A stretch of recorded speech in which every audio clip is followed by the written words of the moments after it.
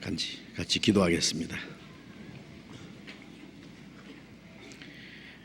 우리를 사랑하시는 거룩하시고 자비로우신 하나님 아버지, 우리를 영원한 죄와 죽음의 권세에서 구원해 주시고 하나님의 거룩한 자녀로 삼아 주시고 영원한 하나님의 나라에 들어갈 수 있는 그 크고 영광스러운 소망을 주신 그 크신 은혜를 인하여 감사와 찬송과 영광을 우리 아버지 하나님께 돌립니다. 이 시간 주님의 보배로운 피로 구원함을 받은 저희들 주님 앞에 함께 모여서 주님의 은혜와 영광을 찬송하며 주님의 말씀을 배우며 주님 안에 거룩한 교제를 갖게 해주시고 또 더 풍성히 주시는 은혜와 생명을 공급받게 해주신 것 감사합니다.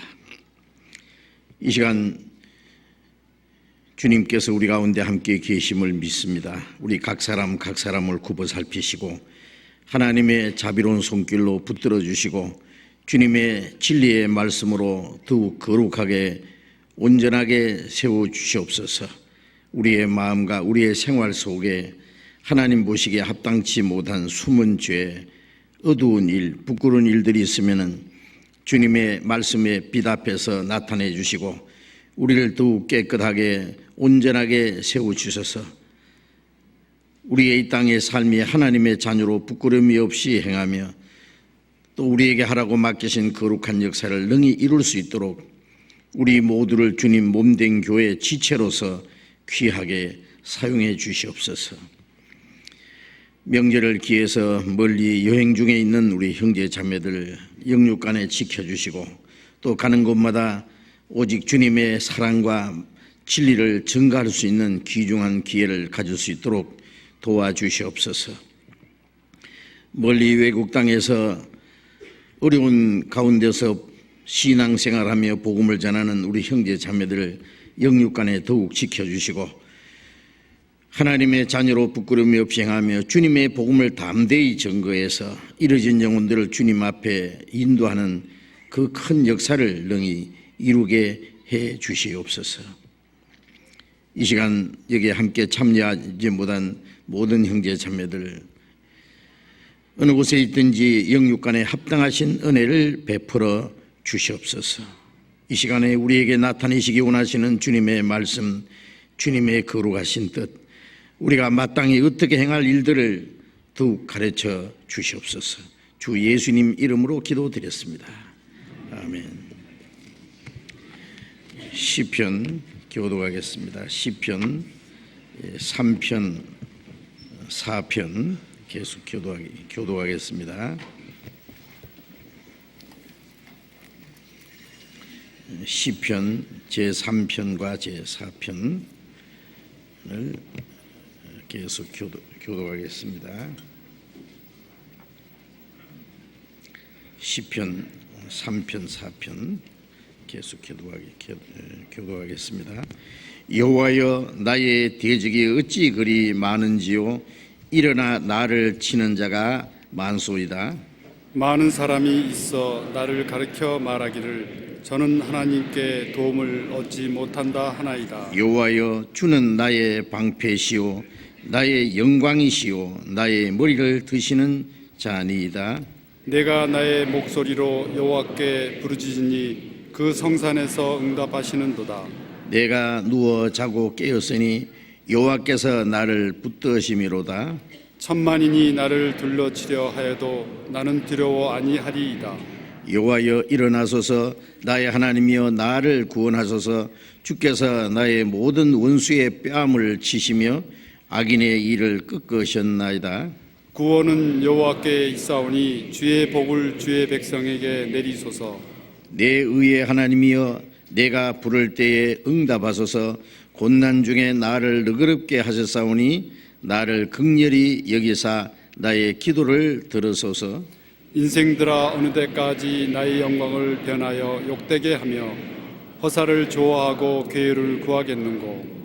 여호와께서 자기를 위하여 경건한 자를 택하신 줄 너희가 알지어다. 내가 부를 때에 여호와께서 들으시리로다. 너희는 떨며 범죄치 말지어다. 자리에 누워 신중에 말하고 잠잠할지어다. 의의 제사를 드리고 여호와를 의뢰할지어다. 여러 사람의 말이 우리에게 선을 보일 자 누구뇨 하오니 여호와여 주의 얼굴을 들어 우리에게 비치소서. 주께서 내 마음에 두신 기쁨은 저희의 곡식과 새 포도주의 풍성함 때보다 더하니이다. 내가 평안히 눕고 자기도 하리니 나를 안전히 거하게 하시는 이는 오직 여호와시니이다. 찬양대 찬송해 주시겠습니다.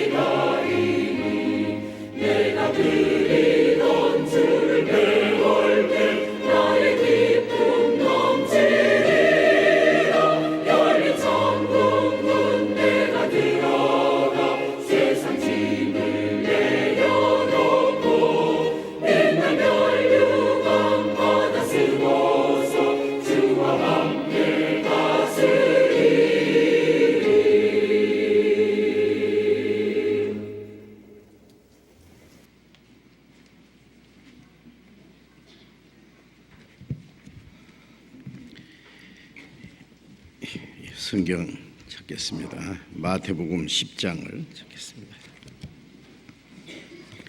마태복음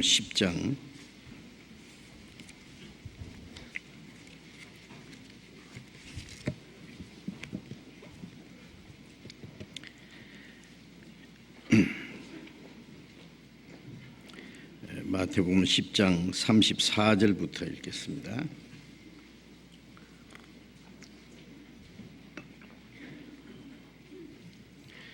마태복음 10장 34절부터 읽습니다. 내가 세상에 화평을 주러 온 줄로 생각지 말라. 화평이 아니요 금을 주러 왔노라.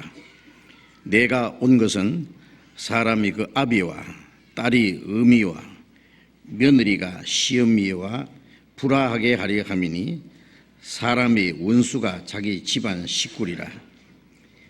아비나 어미를 나보다 더 사랑하는 자는 내게 합당치 아니하고 아들이나 딸을 나보다 더 사랑하는 자도 내게 합당치 아니하고 또 자기 십자가를 지고 나를 좇지 않는 자도 내게 합당치 아니하니라.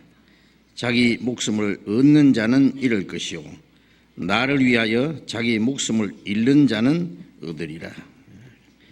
거기까지.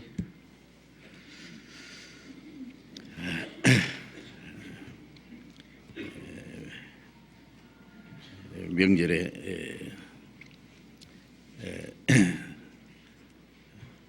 고향길 가느라고 많은 사람들이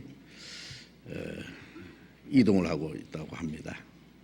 그런데 많은 분들이 우리 교회도 고향에 가시는 분들이 계실 줄 알았는데 생각보다 많지 않은 것 같네. 예? 그렇죠. 좀 중간에 빈자리는 조금 있어도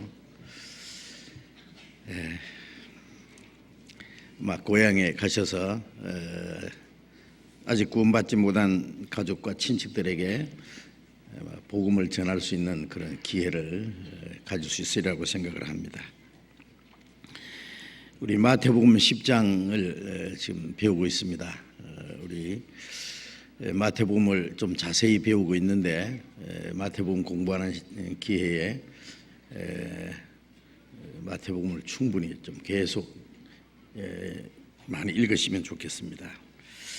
배울 말씀을 미리 읽고 오시고 또 배운 말씀을 집에 가서 또 한번 읽으시면서 들으신 말씀을 다시 좀 생각하는 그런 시간을 가지면은 유익하리라고 생각됩니다. 이제 읽은 말씀에 지난 시간에도 말씀드렸지만은 우리의 상식으로는 얼른 이해가 되지 않는 그런 말씀을 주님이 하셨습니다. 성경에 부모를 공경하고 또 형제를 사랑하고 또 자기 가족을 돌보라는 많은 말씀들이 있습니다. 그런데 이제 주님이 하신 말씀을 보면은 그와 반대되는 말씀같이 여겨집니다. 내가 세상에 화평을 주러 온 줄로 생각지 말라. 화평이 아니요 금을 주러 왔노라라고 하셨는데 지난 시간에 좀 말씀을 드렸죠. 왜 그렇게 생각하지 말고 또 주님이 다른 뜻으로 말씀하셨냐면 많은 사람들이 예수님을 오해를 하기 때문에 그렇습니다. 내가 율법이나 선지자나 폐하러 온 줄로 생각지 마라든지 또 내가 그런 물건 나누는 자로 여겼느냐 그런 거 하러 온 줄로 아느냐 유업을 나누게 해달라고 예수님께 부탁드렸을 때 나는 그런 거 하러 온 사람 아니다. 많은 사람들이 예수님을 육신적인 문제를 해결해 주는 분으로 생각을 하고 있어요. 예수님 당시에 유대인들은 더욱 그랬습니다. 로마를 정복하고 이스라엘을 독립시켜주고 육신적인 문제를 해결해 주는 그 인간적인 그런 평안을 주로 오신 분인 줄로 그렇게 생각을 했습니다. 사실은 주님은 그런 인간이 생각하는 그런 평화나 안전이 아니라 금을 주러 왔다는 게 금이라는 건 칼이죠. 전쟁입니다. 전쟁. 물론 주님의 말씀은 좌우의 날선 금과 같다 그랬죠. 말씀이 들어가는 곳마다 모든 죄가 드러나고 모든 거짓이 드러나고 위선과 그리고 하나님께 불순종하는 모든 일들이 다 드러나기 때문에 돌이켜서 회개하는 사람이 있는가 하면은 그것을 싫어하고 대적하는 사람이 있게 되어 있습니다. 빛이 비치는 곳마다 빛과 어둠이 나눠짐으로써 그게 큰 문제가 생길 수 있습니다. 그래서 지난 시간에 주님이 말씀하시는 이 금이라고 하는 그 전쟁, 즉 다툼입니다. 투쟁. 여기는 화평이 아니요 금을 주러 왔노라. 내가 온 것은 사람이 그 아비와 딸이 어미와 며느리와 시어머니가 불화하게 하랍니다. 이 가족끼리의 그 다툼을 여기 불화라고 표현했습니다. 좀 더 강하게 표현하면은 그게는 다툼입니다. 그게는 어떤 전쟁입니다. 싸움입니다. 그래서 왜 불화가 일어나느냐면은 이 땅의 사람들은 하나님을 떠나서 하나님을 등지고 삽니다. 하나님과는 원수가 돼 있어요. 그런데 하나님 없이 사람들이 하나가 되어야 합니다. 하나가 되려고 하나님 없이 평안을 누리려고 하는 겁니다. 그래서 그 평안은 하나님 없는 평안은 거짓입니다. 이사야 57장 21절에 하나님 말씀에 악인에게는 평강이 없느니라. 하나님을 멀리 떠나서 원수가 된 자들, 하나님의 진노와 심판을 받을 사람들에게 무슨 평화가 있겠습니까? 사람들은 하나님 없이 평화로운 세상을 만들려고 노력합니다. 그러나 이제 예수님이 오셔서 십자가에 죽으심으로 하나님과의 그 평화를 이루었습니다. 원수된 것을 십자가로 소멸하시고 화평케 했습니다. 하나님과의 화평이 이루어진 것이 바로 구원이죠. 그런데 하나님과 화평이 이루어진 사람과 화평이 이루어지지 못한 사람과는 어떤 문제가 생깁니까? 전쟁이 일어납니다.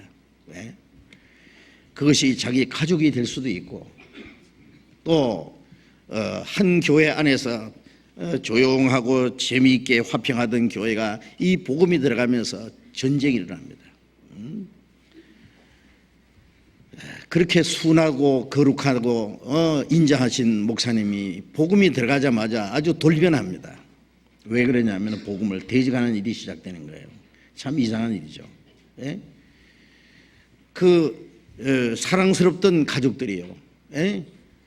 이제 다툼과 분노, 예? 분쟁이 일어납니다. 친구끼리의 분쟁이 일어납니다. 그것은 하나님과 평화가 이루어진 사람들과 하나님과 평화가 이루어지지 않은 사람들, 하나님과 원수가 된 사람들과의 충돌입니다. 그래서 이것은 불가피한 필연적인 것이라는 걸 우리가 알고 있습니다. 그래서 이 불안은 먼저 구원받은 사람들이 잘못해서 일어나는 일이 결코 아니에요. 구원받은 사람이 잘못해서 어떤 문제가 생긴다면 그것은 그 사람에게 책임이 있을 겁니다. 구원받은 사람들은 구원받지 않은 가족들을 향해서 사랑을 베풀고 위에서 기도하고 자신이 믿는 그 믿음과 진리가 사실이라는 것을 자기의 생활을 통해서 보여줘야 됩니다. 그러니까 더 올바로 살아야 됩니다. 너희 착한 행실을 보고 하늘에 계신 아버지께 영광을 돌리게 하라 그랬잖아요.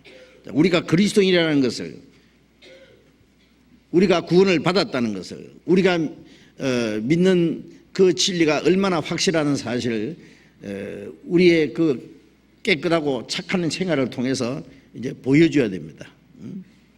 베드로전서 3장에 보면은 믿지 않는 남편이라도 아내의 말로만 아니라 그 행위로 구원을 얻게 하려 합니다.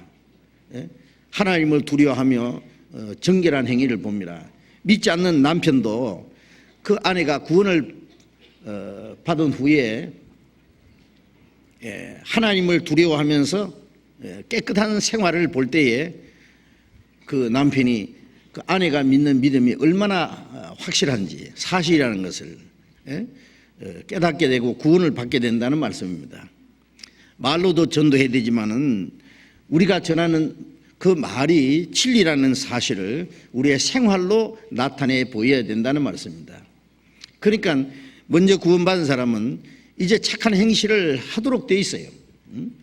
구원받으면 마음속에 확실한 믿음과 천국에 들어갈 소망이 생기면은 마음속에 참 평안이 이루어지고 그리스도께서 그 마음에 임하시면은 그 사람은 착하게 될 수밖에 없습니다.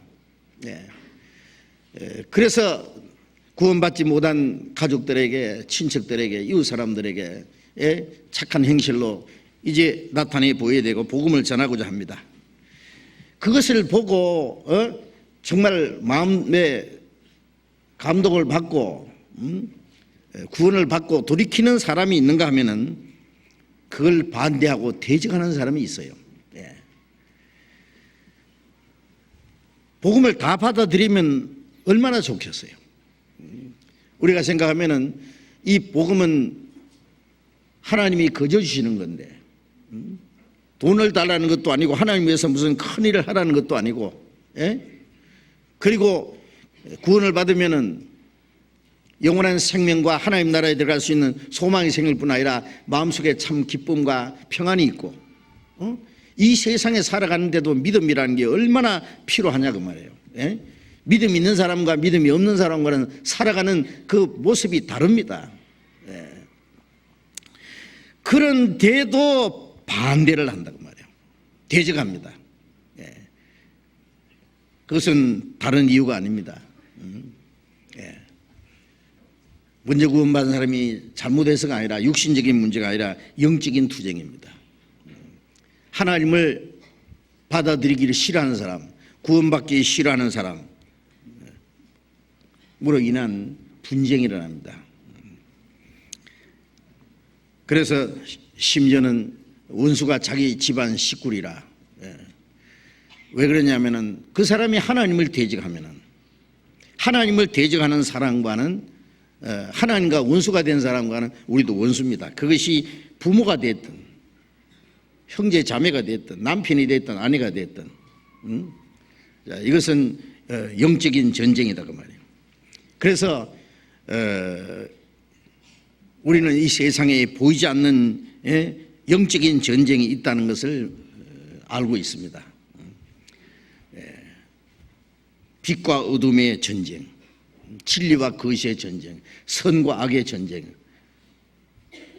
생명과 죽음의 전쟁, 하나님과 마귀와의 전쟁입니다. 이 전쟁은 배후에 하나님이 역사하시기 때문에 하나님과의 마귀와의 전쟁이기 때문에 이것은 양보 없는 전쟁입니다. 결코 타협이 없는 전쟁입니다. 이 세상 마지막까지 계속되는 전쟁입니다. 참 가슴 아픈 일이지만 가족끼리도 그런 불화와 그 분쟁, 싸움이 일어나는 것은 어쩔 수 없는 일입니다. 여기서 우리는 누구든지 하나님 앞에 선택해야 될 어떤 책임이 있어요. 찬송가에도 어느 민족 누구에게나 결단할 때 있나니 참과 거짓 싸울 때 어느 편에 설 건가, 그런 찬송 같은 내용입니다.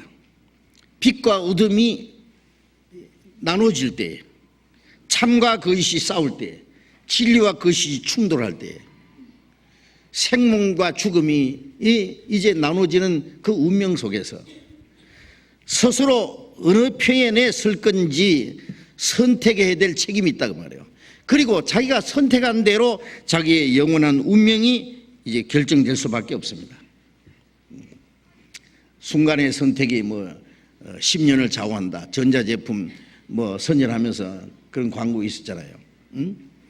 예, 순간의 선택이 10년도 좌우하고 순간의 선택이 평생을 좌우할 수도 있습니다. 그런데 이 빛과 어둠 사이에서 진리와 거짓, 하나님과 마귀, 생명과 죽음 사이에서 자기가 어떻게 선택하느냐에 따라서 자기 영원한 운명이 결정될 수도 있습니다. 그런데 이미 구원을 받은 사람은, 구원받은 그리스도인들은 이제는 더 이상 선택의 자유가 없습니다. 선택의 여지가 없습니다. 왜? 이미 선택은 됐기 때문에 그렇습니다. 사망에서 생명으로 옮겼습니다. 어둠에서 빛 가운데로 옮겼습니다. 사탄의 권세에서 하나님의 품속으로 돌아왔습니다.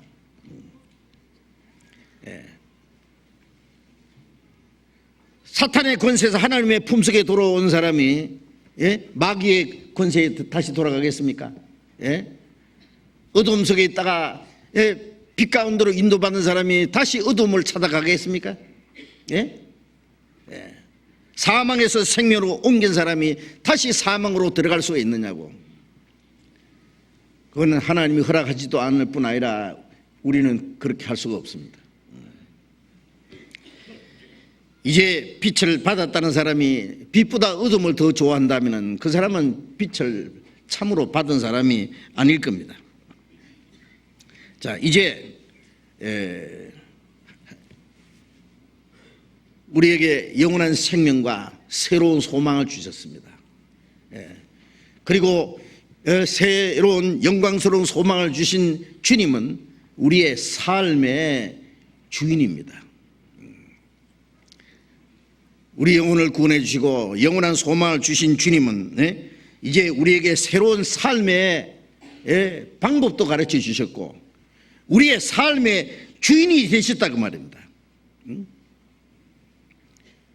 갈라디아 2장 20절에 말씀한 대로 바울 사도가 말한 대로 내가 이제 사는 것은 나를 사랑하사 나를 위하여 자기 몸을 버리신 하나님의 아들을 믿음 안에 사는 것이다. 이제 우리의 나머지 생애는 나를 사랑하사 나를 위하여 자기 목숨을 버려주신 하나님의 아들을 믿는 믿음, 그 주님을 의지하는 믿음에서 사는 거다 그 말이에요. 또 로마서 14장 8절에 말씀하신 대로 이제는 자기를 위해서 사는 자가 없고 자기를 위해 죽는 자도 없다. 살아도 주를 위해서 살고 죽어도 주를 위하여 죽나니 그러므로 사나 죽으나 우리가 주의 것이라. 이제 구원받은 그리스도인들은 자기를 위해서 사는 것이 아니라 살아도 주를 위해서 살고 죽어도 주를 위하여 죽는다. 사나 죽으나 우리가 주의 것이기 때문에. 그래서 이제 구원받은 그리스도인들은 이 땅에 사는 동안에 우리의 생활 속에 때때로 중요한 것을 결정해야 될 때가 있습니다. 우리가 나머지 생에 살아가는 가운데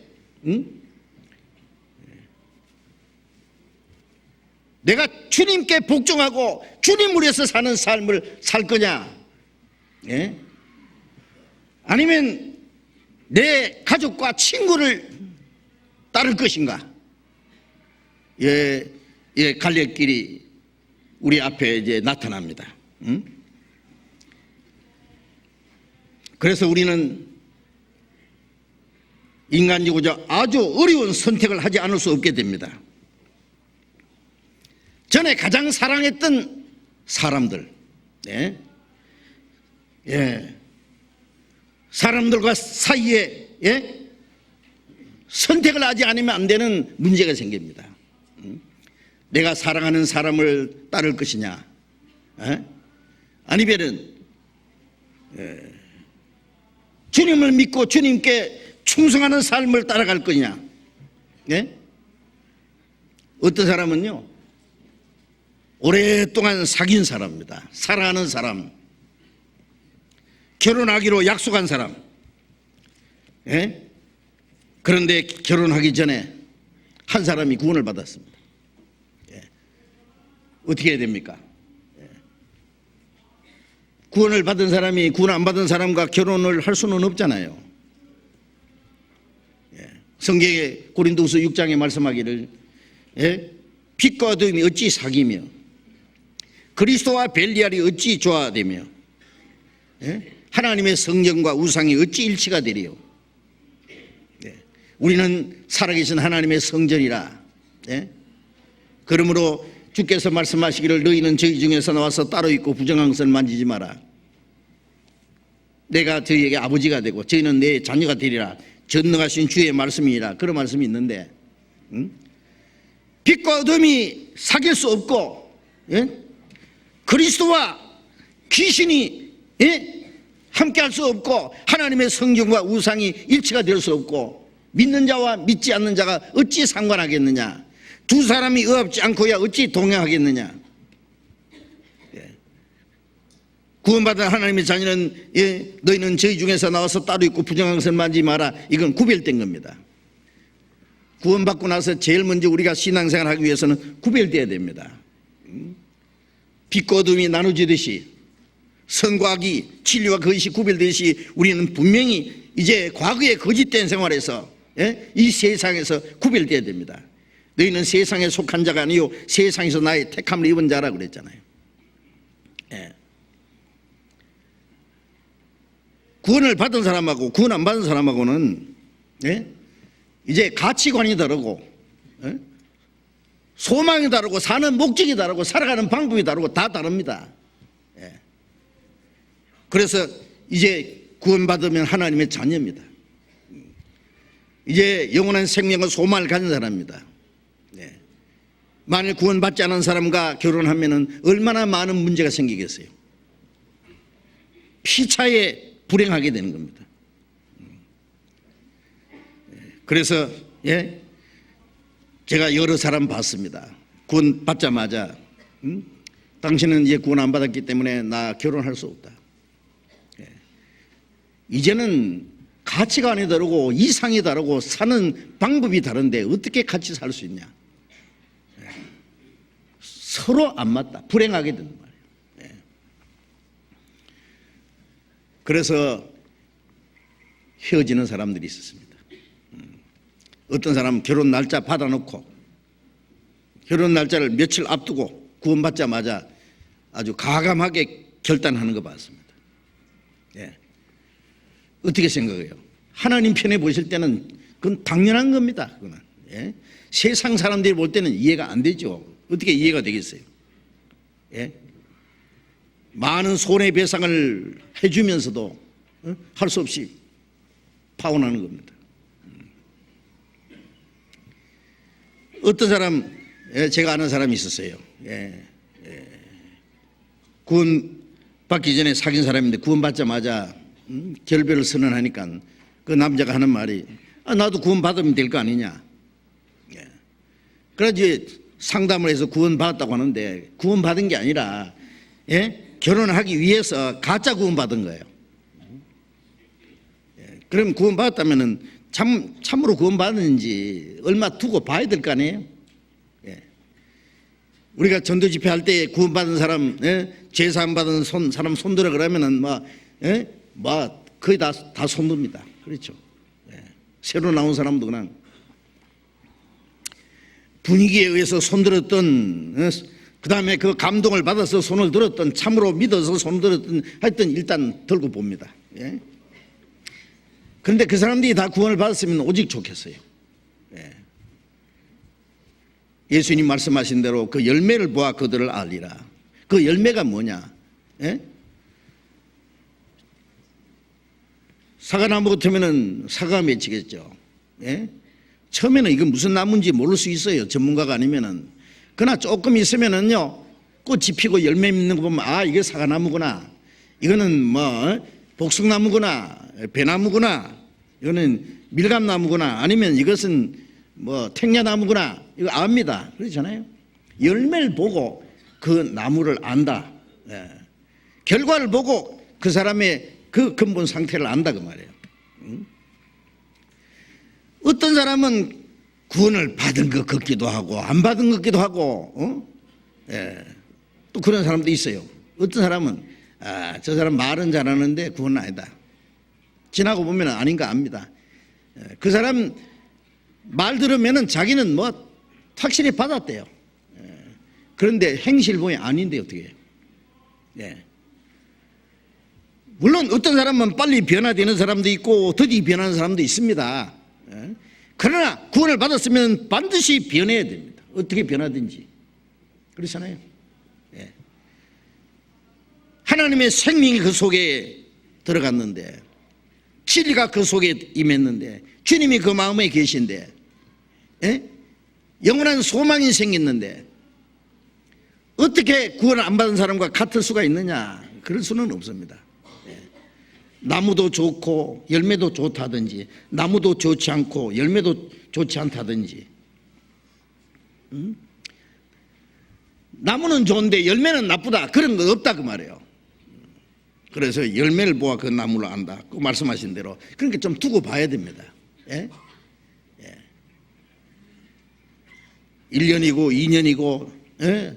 조금 인내심을 가지고 지켜봐야지. 구원받았다고 한다고 해서 예? 금방 저 사람 구원받았다고 옆에서 너무 그냥 예? 선전하는 것도 좀 조심해야 되고 예? 구원받았다고 하니까 예? 아 받았다 그러면 이제 덜렁 결혼한 사람 있잖아요. 예?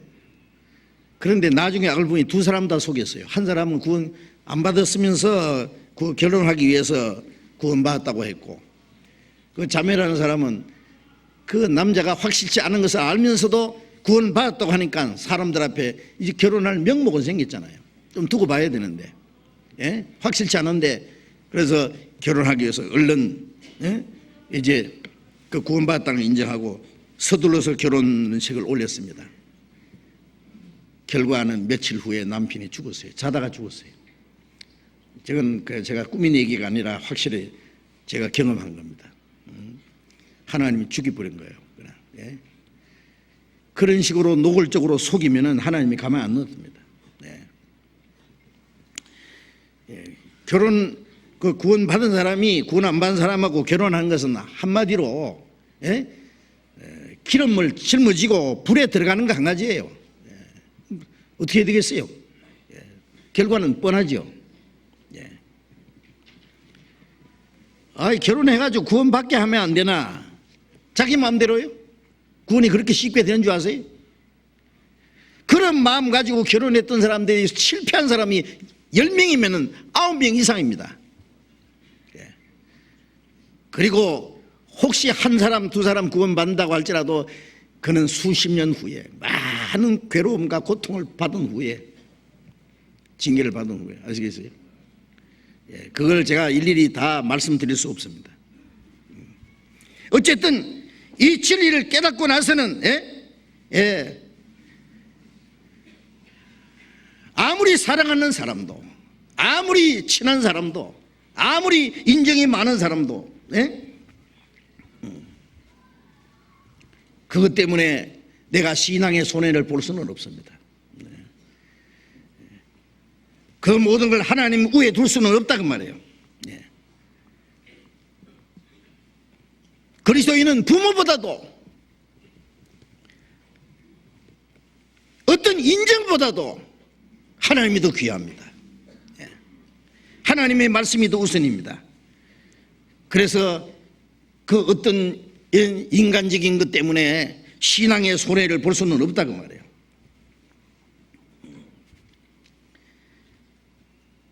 세상에 가장 사랑하는 사람, 인간적으로 가장 귀한 사람, 또 그리스도를 향하는 믿음과 우리가 그리스도를 향하는 충성심, 그것보다도 더 우선이 될 수는 없다고 말해요. 그 위에 올라갈 수는 없다고 말해요. 우리는 하나님의 진리를 따르는 일 때문에 자기 가족을 희생해야 될 때도 있습니다. 하나님께 대한 충성 때문에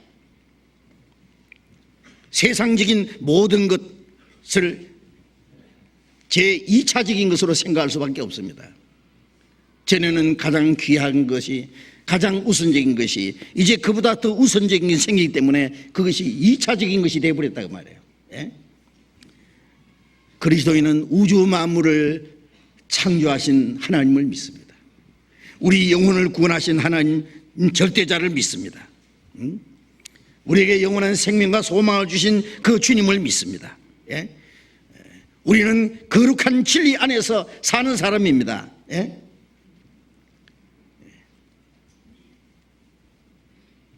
그런 신앙생활에 무슨 타협이 있겠느냐 그 말이에요.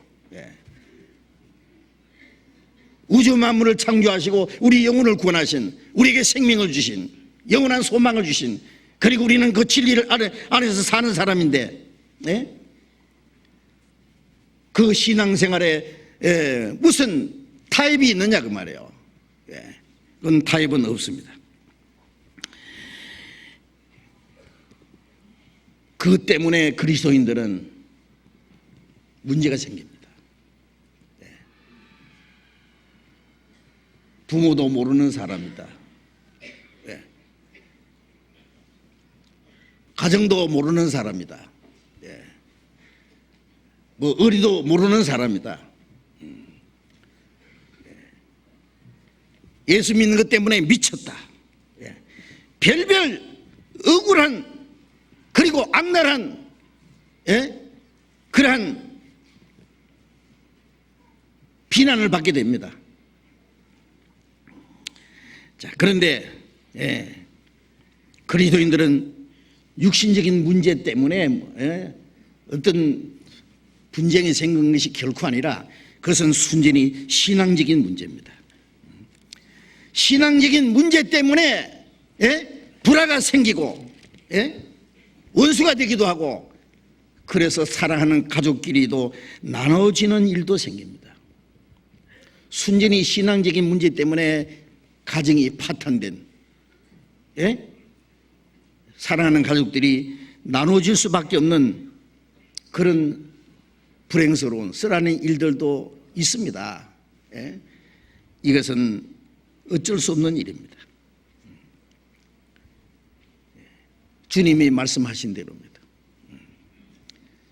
이것은 육신적인 문제는 우리가 세상에 사는 동안에 잠깐 있을 것들입니다. 잠시 후에 그 모든 것은 다 없어집니다. 우리가 이 땅에 그리스도인들이 어떤 믿음을 가지고 어떻게 살았느냐 하는 그것만 주님 앞에 남을 겁니다. 그렇기 때문에 이 모든 문제는 양보할 수 없는, 타협할 수 없는 비장한 문제입니다.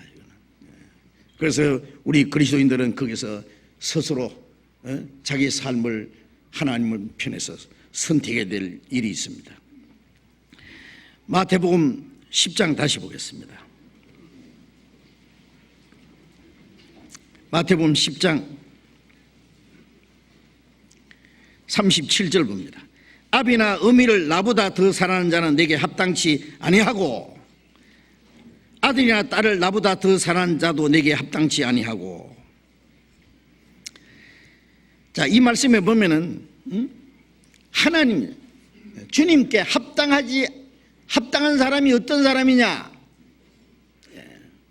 이 합당하다는 말은 뭘 말할까요? 주님께 합당치 않다, 이렇게 하는 자는 내게 합당치 않다. 무엇이 합당치 않다는 말입니까? 우리는 이 성경에 보면은 주님이 바로 누구냐?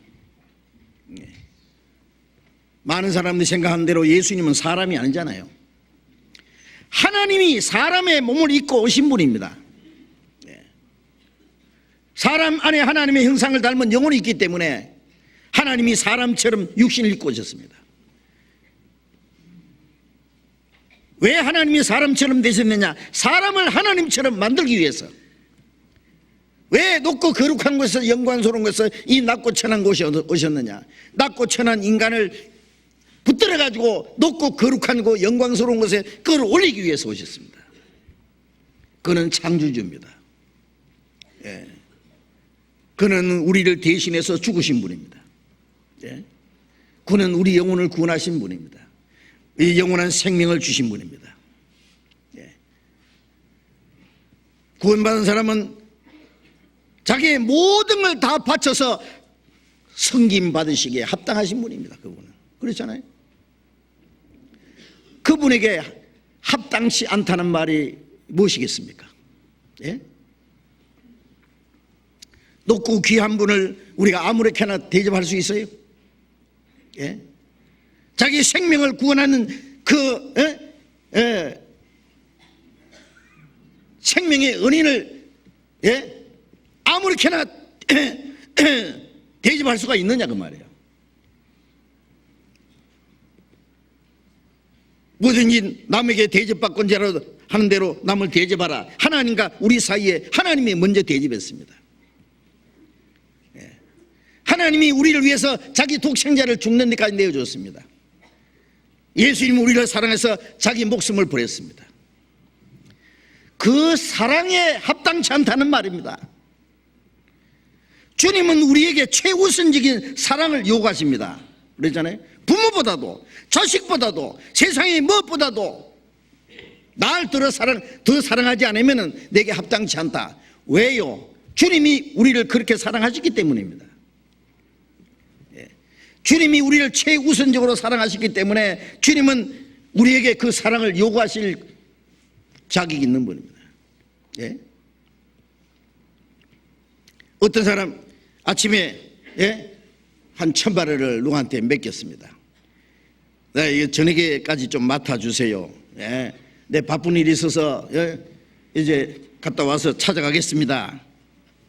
그래서 저녁에 와서 아침에 맡겨놓은 거 주세요. 그러니까 500만 원만 딱 줍니다. 아침에 1,000만 원 맡겼는데 이거 500만 원밖에 안 되네요. 그러면 아이고 500만 원은 보관료입니다. 보관료도 있어요. 그렇게 말한 다음에 뭐라 할까요? 감사합니다. 그냥 가겠어요? 당치도 않은 소리. 이거는 이건 아주 날강도입니다. 막 펄펄 뛸 거 아니에요? 그 합당치 않은 겁니다. 그거는 1,000만 원을 맡겨놨으면 1,000만 원을 줘야지. 그 합당한 거죠. 띠 먹으면 안 된다고 말이에요. 주님이 우리에게 하신 사랑이 얼마나 크고 놀라운데, 감히 인간의 사랑에 비교할 수가 있겠느냐 그 말이에요.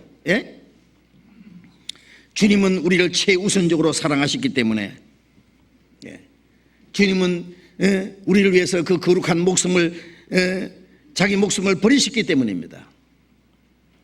하나님이 세상을 이처럼 사랑하사 독생자 주셨으니 그 세상에 나입니다. 바로 나, 세상에 있는 나입니다. 하나님이 이 버리짐받도 못한 죄인을 위해서 하나님이 자기 독생자를 죽는 데까지 내어주셨다. 그래서 내 영혼이 멸망치 않고 영생을 얻게 하셨다. 그게 우리에게 이루어진 사랑입니다. 요한일서 4장 9절 10절에 보면은 하나님의 사랑이 이렇게 나타났으니 자기 독생자를 내어주신 것은, 우리 대신 죽게 하신 것은 우리를 살리려 하심이라. 우리가 하나님을 사랑한 것이 아니라 하나님이 먼저 우리를 사랑하사 자기 아들을 화목제로 보내셨습니다. 우리가 죄인 되었을 때, 하나님과 원수가 되었을 때 자기 사랑하는 독생자를 보내서 화목제물로 주셨고, 그를 죽는 데 내주신 것은 우리를 살리기 위해서다. 로마서 5장 8절에 우리가 아직 죄인 되었을 때, 우리가 하나님과 원수 되었을 때 그리스도께서 우리를 위해 죽으심으로 하나님이 우리에 대한 자기 사랑을 확정하셨느니라. 얼만큼 사랑했다는 게 성경에 나와 있습니다. 이 성경의 가장 중요한 것은 뭐예요? 하나님이 우리를 사랑하셨다는 내용입니다. 얼만큼 사랑했냐? 자기 독생자를 십자가에 죽는 데까지 내줬다고 말해요. 그것은 우리 상식으로는 이해가 안 됩니다. 그것은 우주 만물을 창조하고 다스리는 하나님의 역사보다도 훨씬 더 큰 역사입니다. 하나님도 앞으로도 그보다 더 큰 일은 할 수 없습니다. 요한복음 15장 13절에 보면은 사람이 친구를 위하여 자기 목숨을 버리면 이에서 더 큰 사랑이 없나니 너희가 나의 명하는 대로 행하면 곧 나의 친구라. 우리 같은 죄인을 친구로 삼아서 자기 목숨을 주셨습니다. 그보다 더 큰 사랑은 없다. 나를 사랑하사 나를 위하여 자기 몸을 버리신 하나님의 아들. 한번 생각해 보세요. 나를 사랑하사 나를 위하여 자기 목숨을 버려주신 하나님의 아들. 그 사랑이 얼마나 놀라운 사랑이냐 말이에요. 긍휼에 풍성하신 하나님이 우리를 사랑하신 그 큰 사랑을 인하여 허물로 죽은 우리를 그리스도와 함께 살렸습니다. 그래서 바울 사도는 고린도후서 5장 14절에 그리스도의 사랑이 우리를 강권하시는도다. 그리스도의 사랑이 우리를 강권한다는 말은 쇠고랑이 묶여서 끌려간다는 말과 같은 뜻입니다. 바울 사도는 그리스도의 사랑을 깨달은 이후에 평생의 그 사랑의 포로가 돼가지고 끌려가 다녔습니다. 예. 그 사랑 때문에 그는 그리스도를 위해서 수많은 고난을 당할 수 있었습니다. 예. 매를 수없이 맞고 여러 번 죽을 뻔하고 여러 번 감옥에 갇히고 헐벗고 굶주리고 자지 못하고 먹지 못하고 춥고 떨고 마지막 로마에까지 끌려가서 전도하다가 목이 잘려 죽었습니다.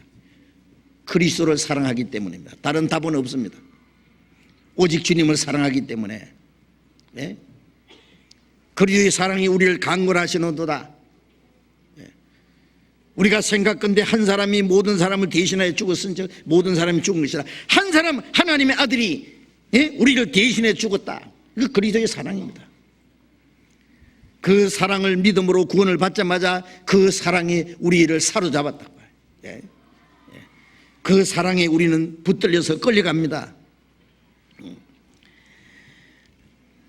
요한일서 4장 19절에 우리가 사랑하면 그가 먼저 우리를 사랑하셨습니다.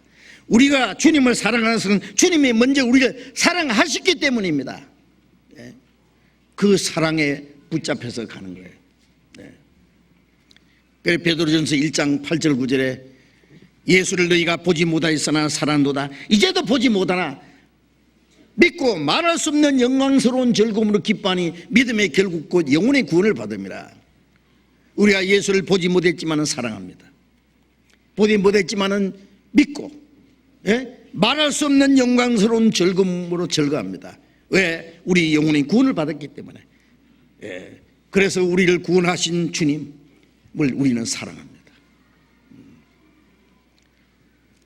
마태복음 22장 37절 38절에 보면은요, 예수님이 율법사가 그랬습니다.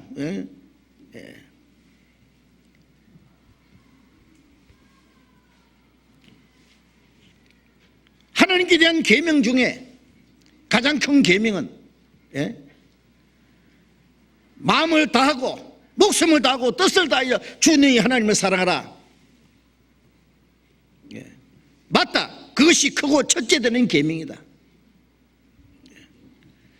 그런데 마음을 다하고 목숨을 다하고 뜻을 다하고 힘을 다해서 어떻게 하나님을 사랑합니까?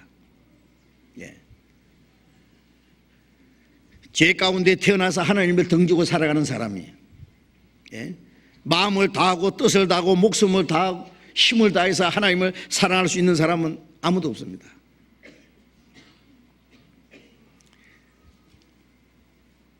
하나님의 사랑을 깨달았을 때 하나님은 마음을 다해서 우리를 사랑하셨습니다. 목숨을 다해서 우리를 사랑했습니다. 하나님이 자기 독생자를 죽는 데 내주었다는 것은 하나님이 인간을 대신해 죽으신 걸 말하는 거예요. 그래서 사도행전 20장에 보면은 그 하나님의 거룩하신 피로 값주고 사신 교회라 해서 하나님이 그리스도의 피로 하지 않고 하나님의 피라 그랬습니다. 그리스도는 바로 하나님이시기 때문에 했습니다.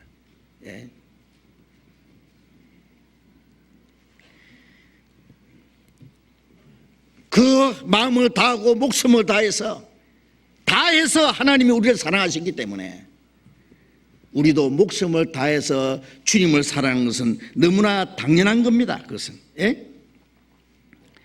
이제 그 사랑을 깨달음으로 구원을 받은 사람에게 하나님은 그 사랑을 요구하십니다. 내가 너를 사랑했으니 너도 나를 사랑해 달라고 하십니다. 하나님도 우리에게 사랑을 받으시기 위해서 우리를 사랑하셨다는 거 아세요? 하나님이 처음에 사람을 만드실 때 하나님이 자기 형상대로 만들었습니다. 왜요? 사랑하시려고. 또 사랑을 받으시려고. 사랑이라는 건 일방적으로 사랑만 하고 만족하지 않습니다. 나는 너를 사랑하지만 너는 나를 사랑 안 해도 좋다. 그런 건 없습니다. 그건 진정한 사랑이 아닙니다. 하나님이 우리를 사랑하시는 동시에 하나님이 우리의 사랑을 받기 원하십니다. 하나님도 우리에게 사랑을 받으시고 싶어 하십니다.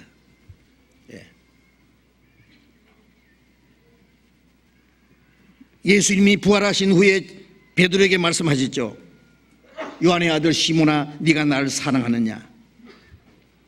이 사람들보다 날 더 사랑하느냐라고 물으셨습니다. 예, 내가 주를 사랑한 줄 주께서 아시나이다.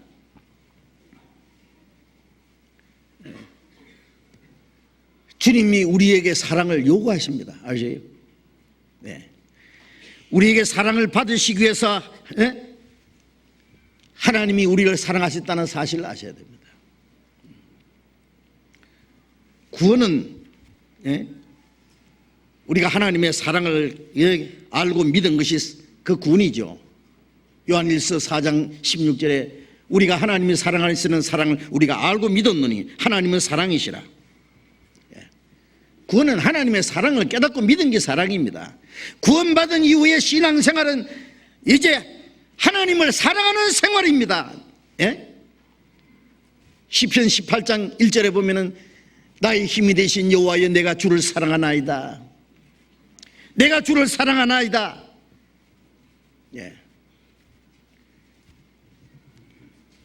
그런데 얼만큼 사랑하느냐가 문제입니다. 얼만큼 사랑하느냐가.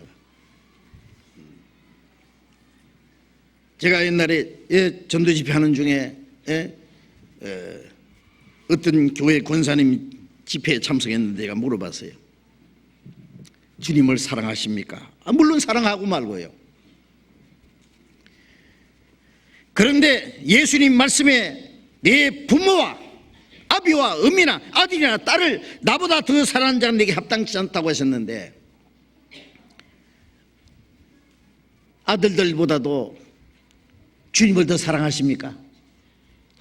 아들이 셋이, 그분이 연세가 많은 분입니다. 그 세 아들이 다 훌륭한 사람이었습니다. 내가 들어보니까. 아들들보다 주님을 참으로 더 사랑하십니까? 이분이 답을 안 해요. 한참 눈을 감고 있더니요, 내가 솔직히 말해서 내 아들들보다 주님을 더 사랑 못합니다. 그러더니 아주 이분이 좀 짜증스러운 어투로, 나는 그 말씀이 이해가 안 됩니다. 주님은 욕심쟁이입니다. 주님은 자기만 사랑해달라고 합니다. 예, 그러겠습니다. 왜 주님을 사랑한 마음이 없느냐? 모든 것보다도 주님을 사랑할 마음이 없느냐? 주님의 사랑을 참으로 깨달아 본 일이 없어서 그런 거죠. 주님은 사랑하지 않고 사랑을 요구하시는 분이 아닙니다. 주의 광명으로 우리가 주의 광명을 보나이다. 빛이 있기 때문에 빛을 볼 수 있어요. 우리가 주님을 사랑을 깨달았기 때문에 우리도 주님을 사랑할 수 있어요. 사랑해놓고 사랑해달라는 분입니다. 구약의 그 율법은 우리가 하나님을 사랑할 수 없다는 걸 가르쳐 주는 거예요. 하나님의 사랑을 배반했다는 것을 깨닫게 주는 게 율법 아닙니까? 이제 신약은 뭘 말합니까? 하나님이 먼저 우리를 사랑하셨다는 내용입니다. 그리고 사랑을 깨닫는 사람에게 그 사랑을 요구하십니다. 그거 당연한 거죠. 아니, 사과나무를 심었으면 사과 열매를 얻기를 원하는 것이 당연한 거죠. 사과나무는 심은 사람이 탱자를 열매를 맺기 원하겠어요? 사랑을 심었으니까 사랑을 요구하시는 겁니다. 우리가 사랑하는 그가 먼저 우리를 사랑하셨습니다. 우리가 하나님을 사랑한 것이 아니라 하나님이 먼저 우리를 사랑하셨다. 그렇습니다. 그래서 신앙생활은 하나님을 사랑하는 생활입니다.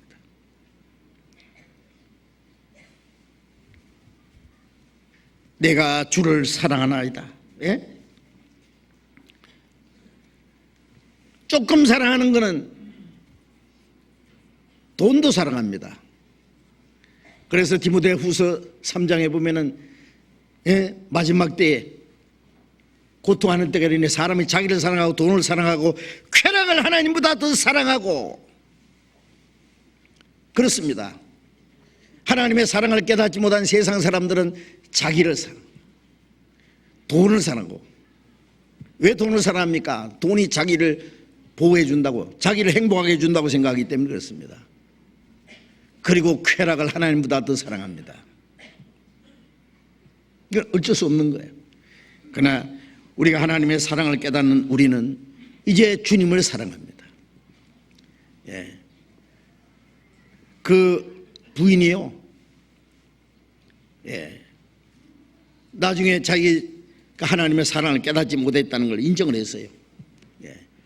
모든 것보다도 주님을 더 사랑하지 못하는 이유는 주님의 사랑을 참으로 깨달은 일이 없다고. 나중에 집회에 계속 참석하다가 복음을 깨닫고 이분이 하는 말이, 이제는 알겠습니다. 이제는 내가 내 자식들보다도 주님을 더 사랑합니다 라고 고백을 하더라고요. 그렇죠, 당연하죠. 예. 주님이 얼마나 우리를 사랑하셨는데, 예? 그게 이 인간적인 그 사랑과 어떻게 비교가 되겠어요, 그게? 예? 주님은 우리가 진정으로 주님을 사랑하는지, 예? 예. 얼마나 사랑하는지, 세상의 모든 것보다도 주님을 더 사랑하는지 주님은 알고 계십니다. 고린도전서 8장 3절에 보면은 누구든지 하나님을 사랑하면은 하나님은 그 사랑하는 자를 아시느니라. 하나님은 자기를 사랑하는 자를 아시느니라. 요한복음 5장 42절에 보면은 너희 속에 하나님을 사랑하는 마음이 없는 줄 내가 알았다 그랬습니다. 예. 입으로는 하나님을 사랑한다고 하나님을 공개한다 하지만은 그들이 정말 하나님을 사랑하는지 안 사랑하는지 아십니다. 너희 속에 하나님을 사랑하는 마음이 없는 줄 알았다. 자, 이제 우리가 하나님의 사랑을 깨달은 이후에 이 세상 무엇보다도 자기 부모보다도 아들과 딸보다도 주님을 더 사랑할 수밖에 없습니다. 예? 왜? 주님의 사랑은 너무 크기 때문에. 내가 자식을 사랑하는 그 사랑과 부모가 나를 사랑하는 사랑과 하나님이 나를 사랑하는 사랑과 비교할 수가 없다 그 말이에요. 예? 우리가 주님을 사랑하기 때문에 주님의 말씀을 지킵니다. 우리가 주님을 사랑하기 때문에 주를 위해서 삽니다. 우리가 주님을 사랑하기 때문에 어떤 환난과 고난도 이길 수 있습니다. 우리가 주님을 사랑하기 때문에 세상의 어떤 유혹도 물리칠 수 있습니다. 주님을 사랑하기 때문에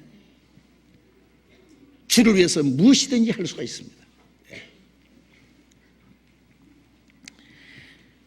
창세기 22장에 보면은 하나님 아브라함을 시험하셨죠. 네 독자 이삭을 모리아 산에 가서 제물로 바치라 그랬어요. 아브라함은 자주 양이나 염소를, 송아지를 잡아서 하나님께 속죄 제사를 드렸습니다. 제사를 드렸습니다. 하나님을 경배하는 제사를 드렸습니다. 이번에는 양이 아니고 네 독자 이삭을 모리아 산에 가서 제물로 바치라, 잡아 죽이라고, 잡아 바치라고 말해요. 그것 때문에 아브라함이 고민했습니까? 시간을 달라고 했습니까? 생각할 시간 달라고요? 아니하고 의논해 보겠다 그랬습니까? 하나님 너무하시다고 원망했습니까? 아닙니다.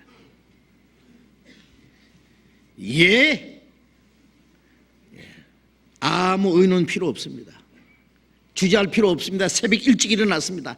가자, 모리아 산으로 이삭을 데리고 갔습니다. 하나님의 말씀이기 때문에, 하나님은 선하신 분이기 때문에, 거기는 이유가 있다고 생각했습니다. 왜 그런지 따질 필요도 없습니다. 원망할 필요도 없습니다. 하나님은 이삭을 통해서 네 그 자손이 하늘의 별과 같이 많게 해준다고 하셨는데, 그러면 잡아 바치면은 어떻게 그 약속이 이루어지겠느냐? 걱정할 필요 없습니다. 내 할 일은 내 하고 하나님 하실 일은 하나님이 하시고, 어떻게 내가 잡아 바칠지라도 하나님은 다시 살리실 것이라는 걸 믿었습니다. 히브리서 11장에 그렇게 말씀하고 있습니다. 예. 아브라함의 믿음은 절대적입니다. 예. 절대 순종입니다. 예. 이삭을 하나님께 제물로 바쳤습니다. 꽁꽁 묶어서 양잡듯이 칼로 찌르려고 했습니다. 하나님이 됐다. 아브라함아 아브라함아 두 번이나 부르셨죠. 네 독자 이삭을 아끼지 않고 내게 바쳤은즉 네 사랑하는 독자 아브라함에서 자기 목숨보다도 자기 아내보다도 자기 전 재산보다도 무엇보다도 귀한 것이 이 이삭입니다. 100세 난 아들 이삭 한참 이쁘게 자라고 있습니다. 이걸 바치라는 거예요. 이삭을 바치는 것은 아브라함의 모든 걸 바치는 겁니다. 모든 걸 주신 분이 하나님이신데, 예?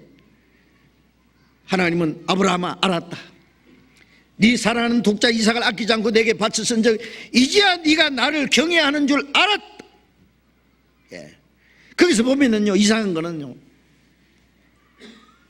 하나님이 아브라함의 마음을 모르십니까? 예? 꼭 독자 이삭을 잡아 바쳐야만 하나님이 아신다고 하셔야 되겠어요? 그렇게 안 해도 하나님이 아브라함이 하나님을 얼마나 사랑한지 아실 거 아니에요. 그런데 하나님도 말씀으로만 사랑하셨으면 우리가 하나님의 사랑을 어떻게 깨닫습니까? 우리가 하나님을 사랑하는 사랑도 말로만 아니면 마음으로만 사랑을 원치 않으십니다. 행동으로 실제로 사랑을 나타내 보이기를 원하십니다. 그 사랑을 나타내실 때 하나님이 됐다고, 이제 알았다고, 내가 나를 경외하는 줄 알았다고 말씀했잖아요. 예?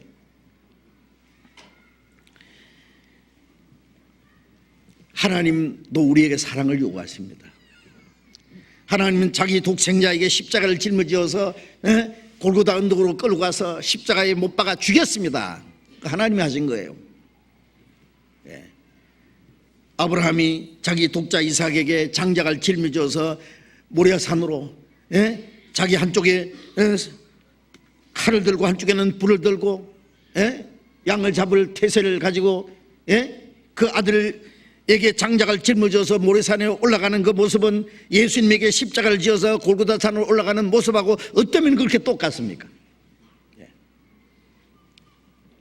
하나님이 우리를 사랑하시기 때문에 우리에게 사랑을 요구하시는데 무엇이 문제입니까? 과하다고 할 수 있습니까? 사실은 우리가 주님을 위해서 100번 주고도 그 은혜를 갚을 수는 없습니다. 찬송가에 사랑하여 주신 은혜 갚을 수는 없으나 약한 마음과 천한 몸이 주의 종이 되리라. 갚을 수는 없지만 주님을 위해서 살기는 해야지요.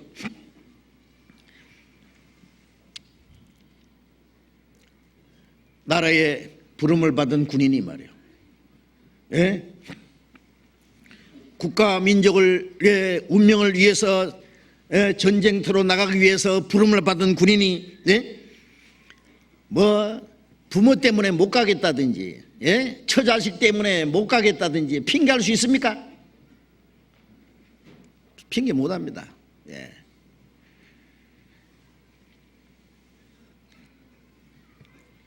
가서 옷 싹 갈아입고 머리 싹 감고 갑니다. 전쟁 때 같으면은 총을 들고 죽을 수 있는 자리로 뛰어들어 갑니다. 하물며 우리 그리스도인들이 주님의 군사로 부르심을 받았는데 우리가 주님을 따라가는데 무슨 이유가 있습니까? 우리 신앙생활에는 모든 것보다도 주님을 사랑하기 때문에 거기서부터 나오는 우리의 삶이 신앙생활입니다. 시간 있으면 조금 바치고 주님을 시간 있으면 조금 주님 생각하고 여유 있으면 좀 주님을 위해서 살고 나머지는 온통 자기. 그게 무슨 신앙생활입니까? 그게 주님 보시기에 합당하시겠느냐고요. 주님이 우리를 그만큼 사랑하셨습니까? 주님 우리 위해서 그만큼밖에 안 주셨습니까? 우리에게? 우리를 구원하신 주님을 우리는 어떻게 대접을 하느냐 그 말이에요. 대접받고자 하는 대로 대접하라. 주님이 우리를 어떻게 대접했냐고 생각해 보세요. 그럼 주님을 우리가 어떻게 대접해야 되겠냐고. 우리의 모든 시간을 다해서, 우리의 마음을 다해서, 우리의 힘을 다해서, 우리의 목숨을 다해서 주님을 사랑하는 것이 너무나 합당합니다. 그것이. 만일 그리스도인이 주님보다도 부모님을 더 사랑한다든지, 주님보다도 자기 자식들을 사랑한다든지, 주님보다도 더 귀중히 여기는 것이 마음에 있다면은 주님이 우리를 사랑하시는 사랑에 합당치 않다 그 말이에요. 합당치 않다고. 네. 이것은 주님이 우리에게 최우선적인 사랑을 요구하시는 겁니다. 우리를 사랑하신 그 사랑에 우리가 어떻게 해야 합당하겠느냐고. 그걸 한번 생각해 보세요. 사무엘상 2장 29절에 보면은 이스라엘 제사장 엘리가, 엘리 제사장이 두 아들이 있었습니다. 두 아들도 역시 제사장입니다. 제사장 아들들이 불량자라 그랬어요. 하나님께 드릴 제물을 깔구리로 찍어다가 하나님께 제사 드리기 전에 지가 살코기를 뒤가 좋은 건 다 걷어먹고,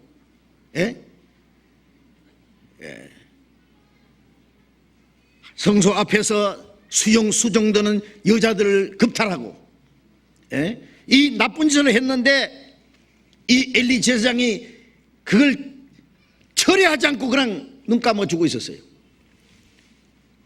그 하나님 말씀에 네 아들들을 나보다 더 귀중히 여기는 것이 합당하냐? 네 자식들이 그런 행동을 했는데 그걸 눈 감아줘? 그냥 둬? 하나님 뭐라고 하셨느냐? 네 자식들을 나보다 더 중히 여기고 그런 행동을 했느냐고 그렇게 물으셨습니다.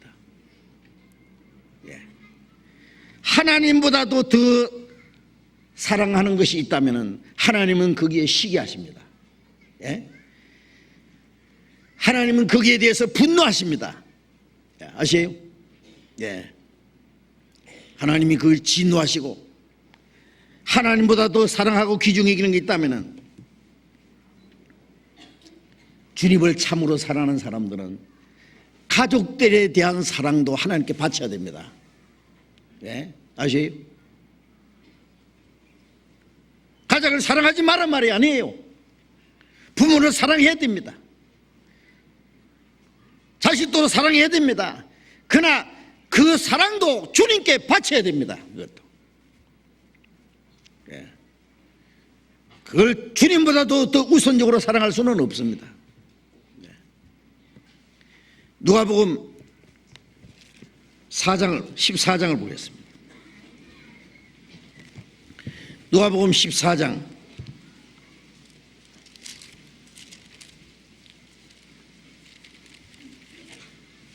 누가복음 14장 25절 26절 25절부터 27절까지 같이 읽어봅시다. 허다한 무리가 함께 갈새 예수께서 돌이키사 이르시되 물은 내게 오는 자가 자기 부모와 처자와 형제와 자매와 및 자기 목숨까지 미워하지 아니하면은 능히 나의 제자가 되지 못하고 누구든지 자기 십자가를 지고 나를 좇지 않는 자도 능히 나의 제자가 되지 못하리라. 허다한 무리가 주님을 따랐습니다. 많은 사람이 지금도 주님을 따르지만은 그 중에 주님의 제자가 될 수 있는 사람이 몇 사람이 될까요? 주님 말씀에 물은 내게 오는 자가 부모와 처자와 형제와 자매와 및 자기 목숨까지 미워하지 않으면 능히 나의 제자가 되지 못하고, 내게 합당치 않다는 말씀이나 내 제자가 되지 못한다는 말씀이나 같은 말씀입니다. 우리가 구원받았으면 그리스도의 제자잖아요. 그렇죠? 그리스도의 제자는 그리스도께 배우고 그리스도를 본받고 그리스도를 따라가고 그리스도와 운명을 같이 하는 사람이에요. 말로만 그리스도의 제자입니까? 명실공히 그리스도의 제자로서 합당하게 살아야 될 거 아니에요. 그리스도의 제자는 어떤 사람이냐? 예? 자기 부모와 처와 자식과 형제와 자매와 및 자기 목숨까지 미워하지 않으면, 이거 미워한다는 말이 뭘까요? 이건 좀 역설적인 얘기죠. 예? 모든 것보다도, 부모보다도 처자식보다도, 예? 형제 자매보다도 자기 목숨보다도 주님을 더 사랑하고 주님을 귀히 여기라는 것을 여기 강조하는 말씀입니다. 뭐 미워하라 그러니까 뭐 부모도 필요 없다든지 자식도 필요 없다 그 말이 아니에요. 예. 모든 것보다도, 그렇기 때문에 때로는, 예? 주를 위해서, 예? 부모도 버려야 될 때도 있습니다. 예. 너 아프리카로 저 오지에 선교사로 가라 그러면 내 부모 때문에 못 가겠다, 내 자식 때문에 못 가겠습니다. 그게 핑계가 됩니까? 예? 구약시대 선지자들은 하나님의 부르심 받자마자, 예? 부모고, 예? 자식이고, 예? 가족이고 다 버리고 따랐습니다. 예수님은 제자들도 그랬습니다. 네. 그런다고 해서 뭐 가정을 다 버리고 어떻게 하라는 말이 아닙니다. 그 많은 이유가 있을 때는 당연히 해야 되지만은 우리는 가정생활 하면서 모든 걸 하면서 모든 것 위에 주님을 올려놔야 됩니다. 예.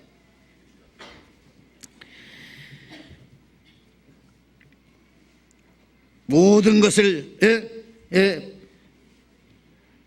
목숨까지 미워하지 않으면 너희 나의 제자가 되지 못하고, 자기 십자가를 지고 나를 쫓지 않는 자도 내게 합당치 아니하고 너희 내 제자가 되지 못하고.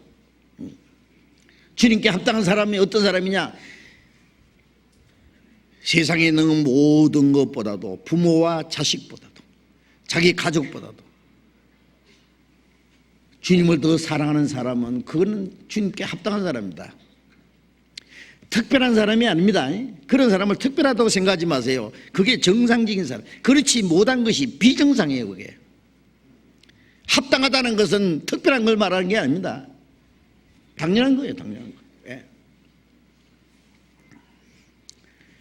십자가를 지고 주님을 쫓아가는 사람, 주님을 쫓아가는 사람, 그 사람이 합당한 사람이다 그 말이에요. 당시의 제자들은, 예? 사형수들이 십자가를 지고, 예? 무거운 십자가를 지고 비틀거리면서 쓰러지면서 채찍에 맞으면서 사형장으로 끌려가는 그 모습을 보았습니다. 구원받은 그리스도인들은 주님의 제자입니다. 주님을 따르기 위해서는 어떻게 해야 되느냐? 예? 먼저 자기를 부인해야 됩니다. 자기를 부인한다는 말은, 주님을 따르기 위해서 자기의 자유, 자기의 권리, 자기 욕망을 포기해야 된다는 말입니다. 예?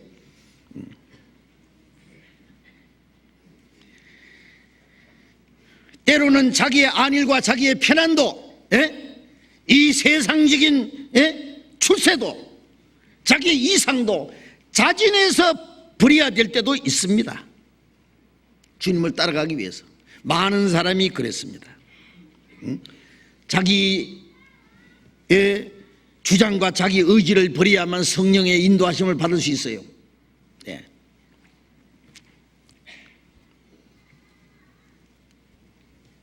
베드로도 주님을 따르기 위해서 그 길을 갔습니다. 바울 사도도 그 길을 갔습니다. 네? 바울 사도는 나는 날마다 죽노라 그랬습니다. 날마다 죽는다는 게 뭐예요? 예. 자기 십자가를 지고, 예? 나를 좇을 것이니라. 자기를 부인하고, 예. 자기를 부인하지 않는 사람은 십자가를 질 수 없고, 예? 자기를 부인한 후에는 십자가를 지는 건 뭐예요?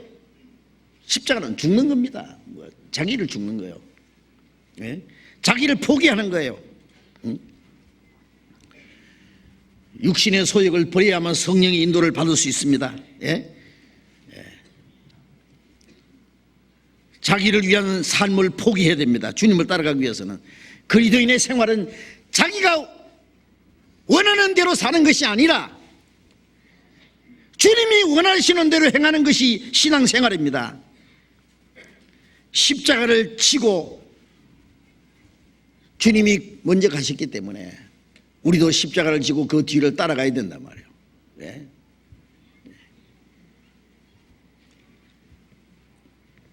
예수님의 지신 십자가가 있고, 예수님은 십자가에 죽으심으로 우리를 구원하셨습니다. 우리는 주님을 따라가기 위해서 또 십자가를 져야 됩니다. 십자가는 고난의 길입니다. 십자가는 죽는 길입니다. 날마다 죽는다는 말이 뭐예요? 날마다 나를 포기하는 거예요. 내가 죽을 때 그 안에 주님이 사시는 거예요. 내 육신을 포기할 때 성령의 인도를 받을 수가 있는 거예요.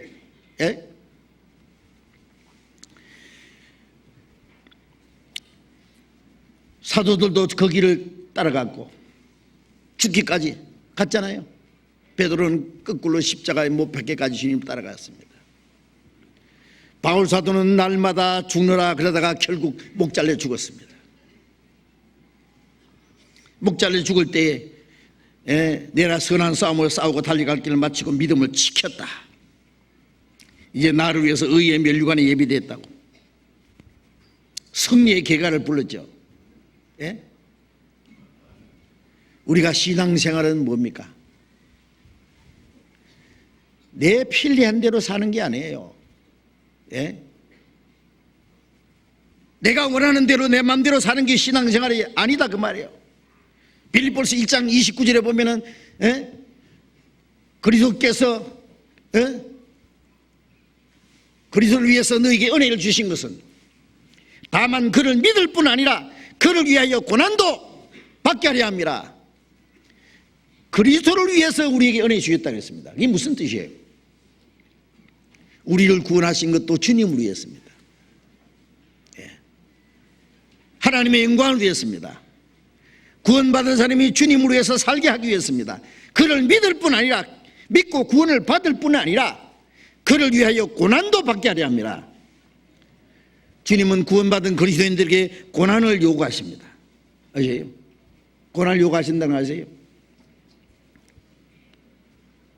구원받으면 이제는 편안하게 살 도리 생각합니까? 구원받기 전에는 자기 마음대로 살 수 있어서도 구원받고 나서는 자기 마음대로 못 삽니다. 구원받은 그리스도인들은 십자가를 지시고 앞서가신 주님을 따라가는 거예요. 누구든지 나를 따르거든 자기를 부인하고 자기 십자가를 지고 나를 좇을 것이니라. 구원받은 이후에 신앙생활은 주님을 따라가는 생활이에요. 자기 모든 걸 다 포기해야 됩니다.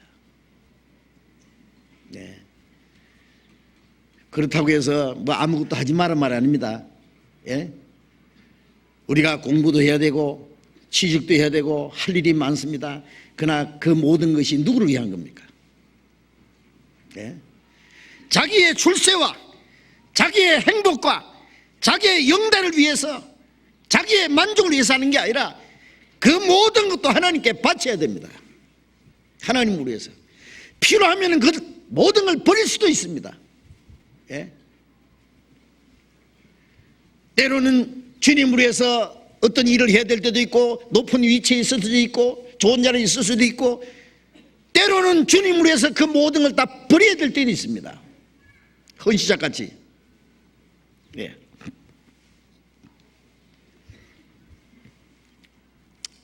왜 우리에게 주님이 고난을 요구하실까요? 왜 하나님은 자기 자녀들에게 고난을 허락하실까요? 하나님은 자기 자녀들에게 고난을 허락하십니다. 왜요? 고난이 우리를 위해서 너무나 크고 유익한 것이기 때문에 그렇습니다. 우리를 괴롭게 하려고 고난을 주시는 게 아니에요. 우리의 유익을 위해서입니다. 우리에게 더 큰 축복을 주시기 위해서입니다. 그래서 우리에게 고난을 주십니다. 이 고난이 왜 무엇에 유익하냐? 성경에는 그 많은 말씀을 우리에게 하고 있습니다. 고난으로 하나님이 우리를 단련시키고 우리를 온전케 하신다고 말씀하셨어요. 그리스도께서도 고난을 통해서 온전하게 되셨다고 했습니다. 히브리서 5장을 보겠습니다. 히브리서 5장.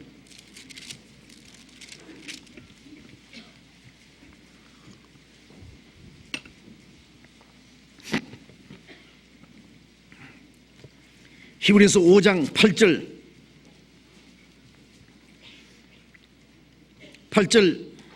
9절 같이 읽읍시다. 그가 아들이시라도 받으신 고난으로 순종함을 배워서 온전하게 되었은즉 자기를 순종하는 모든 자에게 영원한 구원의 근원이 되시고, 그가 그리스도께서 하나님의 아들이시라도 독생자지만은 받으신 고난으로 순종함을 배워서 온전하게 되었은즉. 예수님이 이 땅에 오셔서 얼마나 많은 고난을 받으셨어요. 먼저 주님도 고난으로 순종함을 배웠다 그랬죠. 우리가 신앙생활은요, 편안할 때 뭘 잘하는 것도 고맙지만은 고난 중에 순종함을 배우는 거 아십니까? 예? 고난 중에 순종을 배웁니다. 가난한 가운데서도 주님을 섬기는 법을 배웁니다. 예. 살 소망이 끊어져도 하나님을 의지하는 방법을 배웁니다. 예. 모든 것이 막막해도 하나님이 거기에 같이 계시는 걸 우리에게 가르쳐 주십니다. 예. 어떤 고난과 환난과 역경이 있어도 주님만 사랑하고 주님만 섬기고 주님만 위해서 사는 그 방법을 우리에게 가르쳐 주십니다. 그리스도께서 우리를 위하여 고난을 받아사 우리에게 본을 띠쳐 그 자취를 따라오게 하려 함이라. 베드로전서 2장 12절의 말씀에 그 고난의 자체를 따라오게 하려 합니다. 고난, 주님께서 먼저 고난을 받았습니다. 고난 중에 순종을 했습니다. 고난 중에 순종하는 방법을 우리에게 가르쳐 주시기 원합니다. 베드로전서 2장 21절 말씀, 고난의 자취를 따라오게 하려 합니다.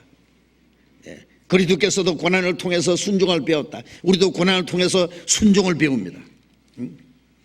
시편 119편 71절에 고난받는 것이 내게 유익이라. 내가 이로 인하여 주의 율례를 배우게 되었나이다. 시편 119편 96절에는 67절에는 내가 고난받기 전에는 그를 행하였더니 이제는 주의 말씀을 지키나이다. 하나님이 다윗에게 고난을 주셨습니다. 물론 거기에 하나님 앞에 잘못한 징계로 말미암은 많은 고난도 있었습니다. 그 고난받는 것이 내게 유익이라고 그랬습니다. 그로 인해서 주의 율례를 배우게 되었습니다. 고난을 통해서 우리가 많은 걸 배웁니다. 고난이 없는 사람은 별로 배우지를 못한다는 거 아세요? 예? 주님을 위해서 사는데 고난을 많이 받는 사람은요, 더 많은 걸 배웁니다. 고난을 많이 받는 사람은 주님과 더 가까이 있는 걸 배웁니다. 느낍니다. 예? 고난을 많이 받는 사람은 주님의 더 큰 위로를 느낍니다. 예. 고난이 결코 헛된 것이 아닙니다. 예. 그래서 고난받기 전에는 내가 그릇 행했더니 이제 고난받은 후에는 주의 말씀을 지키나이다. 우리 생활 속에도 보면은 고난받은 후에 더욱 주님과 가까워지고 주님을 더 의지하고, 예. 건강할 때는 자기 마음대로 살다가 병들어서 죽음의 고비를 넘기고 나면은 내 몸도 영혼도 더 주님의 것인 줄 알고 온전히 주를 위해서 살기로 작정하는 일들이 있어요. 예. 저도 전도하다가요, 병에 걸려서 죽을 뻔한 일이 있었습니다. 꼼짝없이 누워서 그때 기도가요, 이제까지도 주를 위해서 살았지만은 앞으로 주님이 내 병을 고쳐주시면은 더 주를 위해서 살겠습니다. 예, 내 몸이 내 것이 아니기 때문에. 예. 아주 간절한 기도가 나오더라고. 예. 안 그러면 주님이 빨리 데려가시든지 빨리 낫게 해주시든지. 얼마나 몇 달 만에 병이 완전히 나았습니다. 우리가 고난을 통해서 주님과 더 가까워지고 주님께 순종하는 방법을 배웁니다. 베드로전서 5장을 봅시다. 베드로전서 5장 10절.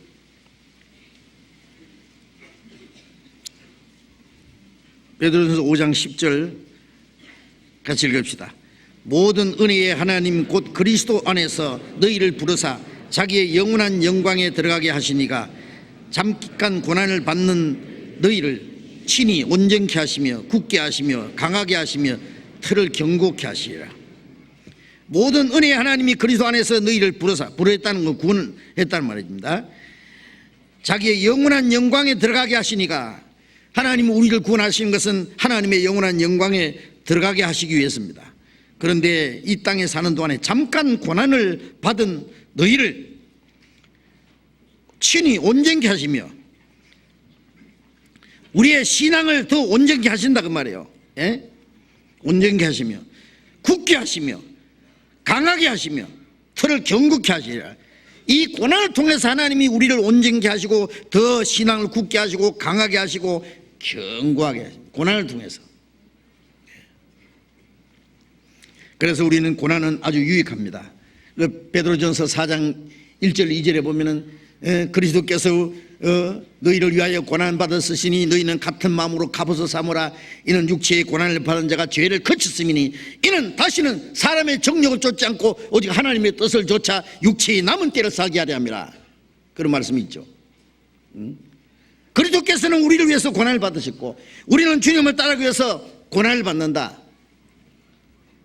같은 마음으로 고난을 받는 그것으로 갑옷을 삼으라. 갑옷이 뭐예요? 적의 화살이 날라와도 내 심장을 뚫지 못하게 하기 위해서 입은 것이 갑옷이잖아요.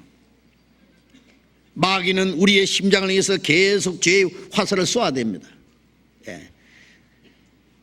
그것을 막을 수 있는, 이길 수 있는 무기가 뭐예요? 고난을 받는 거예요. 육체의 고난을 받은 자가 죄를 거쳤음이니.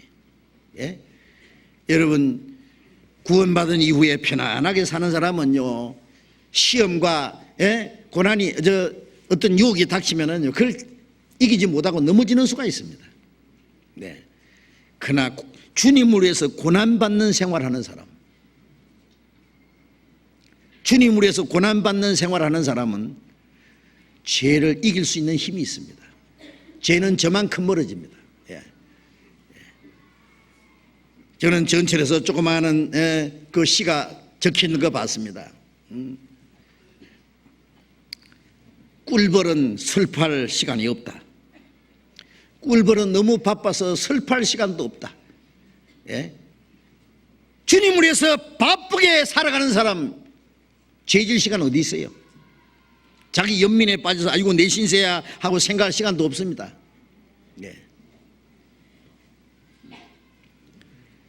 그래서 그 후로는 다시 사람의 정욕을 쫓지 않고 오직 하나님의 뜻을 쫓아 육체의 남은 때를 살게 하려 합니다.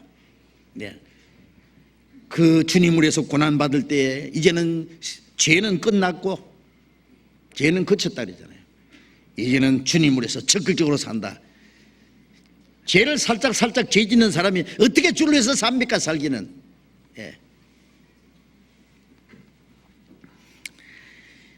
그리고 고난을 통해서 하나님의 역사가 이루어진다는 거 알아야 됩니다. 그리스도께서 십자가의 죽으심으로 우리를 구원하셨잖아요. 사도들이 고난을 통해서 많은 주님의 일꾼들의 고난과 희생을 통해서 복음이 전해졌고 그런 말미암아 우리가 구원을 받았습니다. 지금도 그리스도인들의 많은 고난과 희생을 통해서 이 복음이 전해지고 구원의 역사가 일어난다는 거 아세요? 그리스도인들의 고난이 없으면 구원의 역사가 일어나지 않습니다. 그래서 바울 사도는 고린도후서 4장 10절에 보면은 사망은 우리 안에서 역사하고 생명은 너희 안에서 역사하느니라. 한 아이가 태어나기 위해 생명이 태어나기 위해서는 어머니가 해산하는 고통을 해야 됩니다. 그렇죠? 다른 영혼이 구원받기 위해서는 먼저 구원받은 사람은 해산하는 고통을 해야 돼요. 그래서 바울 사도는 그것을 사망은 우리 안에 역사하고 생명은 너희 안에서 역사한다. 예, 그렇습니다. 예. 우리는 더 많은 영혼을 구원하기 위해서 우리는 고난을 받아야 됩니다. 디모데후서 1장 8절에 바울 사도가 디모데에게 말했습니다. 너는 하나님의 능력을 쫓아 복음과 함께 고난을 받으라. 예. 복음과 함께 고난을 받는 거기에 하나님의 능력이 역사하시고 복음을 위해서 고난받고 희생하는 거기에서 구원의 역사가 나타나기 때문에 그렇습니다. 디모데후서 2장 9절에 바울 사도는 내가 복음을 위하여 죄인과 같이 매이는 데까지 고난을 받았으나 하나님의 말씀은 복음은 매이지 않는다. 바울 사도는 복음을 위해서 얼마나 많은 고난을 받았습니까? 얼마나 감옥에 많이 갇히고 죽을 뻔했습니까? 그로 말미암아 얼마나 많은 사람이 구원받는 역사가 일어났습니다. 예. 복음을 고난을 통해서 하나님의 역사가 일어나기 때문에 그래서 우리에게 고난을 주시는 거예요. 고난이 없는 곳에는 하나님의 역사가 일어나지 않습니다. 고난과 희생을 통해서 하나님의 역사가 이루어집니다. 그리고 하나님은 고난을 통해서 고난은 잠깐이지만은 하나님이 현재 받는 잠깐의 고난을 통해서 우리에게 영원한 영광을 주시기 원하십니다. 로마서 8장 17절 18절에 우리가 그리스도와 함께 영광을 받기 위하여 고난도 함께 받아야 될 것이니라. 생각건대 현재의 고난은 장차 우리에게 나타날 영광과 좋게 비교할 수 없느니라고 하셨잖아요. 그리스도와 함께 영광을 받기 위하여 고난도 함께 받아야 된다. 그리스도께서도 고난을 받고 영광이 들어갔습니다. 베드로전서 1장 11절에 그가 받으실 고난과 후에 얻으실 영광을 미리 증거했다 그랬죠. 네? 구약시대 선지자들이 그리스도께서 받을 고난과 후에 얻을 영광을 미리 증거했습니다. 누가복음 24장에 보면 부활하신 예수님이 제자들에게 이 미련한 자들아, 선지자의 말을 너를 더디 믿은 이 미련한 자들아, 그리스도가 이런 고난을 받고 자기 영광에 들어가야 할 것이 아니냐. 그리스도께서 고난을 받고 영광에 들어갑니다. 자기 영광에. 그렇게 십자가의 고난이 없으면 부활의 영광이 없습니다. 우리도 고난이 없으면 영광이 없습니다. 우리에게 더 큰 영광을 주시기 위해서 주님이 우리에게 고난을 주십니다. 우리가 땅에서 고난을 받는 만큼 주님 앞에 가서 영광을, 더 큰 영광을 받습니다. 얼만큼 고난을 받느냐에 따라서 더 큰 영광을 받을 수 있습니다. 그 고난과 영광은 정비례합니다. 예? 그래서 고린도 후서 4장 17절에 우리가 잠시 받는 환난에 경한 것이 영원한 영광에 중한 것을 우리에게 이루게 하매니, 지금 우리가 받는 고난과 환난이 잠깐이지만은, 너무 작은 것이지만은 그로 말미암아 영원하고 중한 영광을 이루게 합니다. 그렇게 말했습니다. 예?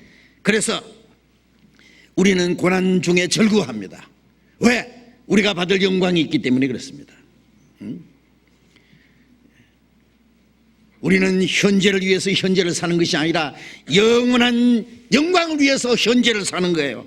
예? 우리가 주님을 위해서, 교회를 위해서, 복음을 위해서 고난을 받을 때 주님은 우리에게 영원한 영광을 주실 겁니다. 그래서 이 고난이라는 게 얼마나 귀한 것인지 모릅니다. 고난은 정말 귀한 것입니다. 예?